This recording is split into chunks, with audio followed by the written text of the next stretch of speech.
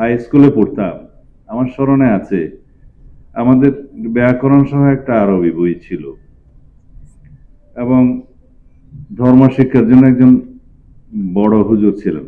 এখন আমার মনে পড়ছে সেটা ধর্মীয় শিক্ষক হিসেবে নিয়োগপ্রাপ্ত ছিলেন নাকি এমনিতেই একজন বড় হুজুর থাকতেন যিনি ক্লাস নিতেন। দিনিয়াত নামে একটা পুস্তক ছিল, আমাদেরকে সেটা ম্যাট্রিক পর্যন্ত পরীক্ষাতে আমাদের সেই বিষয়ে ধর্ম শিক্ষা বিষয়ে পরীক্ষা দিতে হয়েছে 100 নম্বরের। এখন আছে কিনা আমি সঠিক জানি না, এটা আমার অজ্ঞতা। যদি প্রাইমারি লেভেলে থাকে অবশ্যই উচ্চ মাধ্যমিক লেভেলেও থাকতে হবে ধর্মশিক্ষার ধর্মীয় শিক্ষক। আছে? নাই। এখন বাকি শিক্ষা, বাকি 10% জনসমষ্টির তাদের কি হবে? দেখা যায় কোনো কোনো বিদ্যালয়ে তাদের সংখ্যা হয়তো 10%-এর কম।